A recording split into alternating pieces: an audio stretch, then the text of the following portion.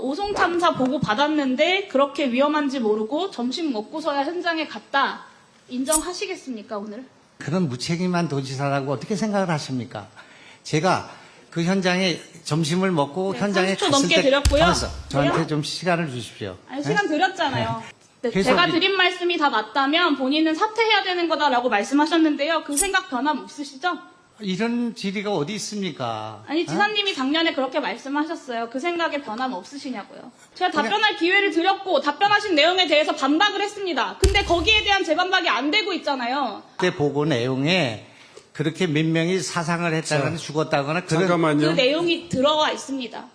없습니다. 그러니까 들어가 있다고요. 국회에 제출한 자료 보시면. 네, 질의 시작하기에 앞서서 2023년 7월 15일 오송 지하차도 참사로 안타깝게 목숨을 잃으신 고 김명식님, 김학균님, 박성수님, 백가변님, 안선정님, 조명국님, 그리고 최수연님과 이수영님, 김영수님과 조선임님, 허영식님과 지승우님, 김진윤님, 황말련님, 14분의 희생자분들의 명복을 빕니다.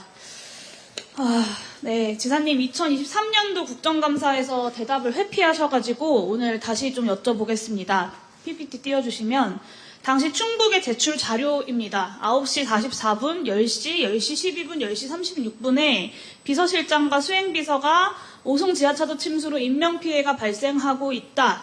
이런 다급한 보고를 번갈아 가면서 해옵니다.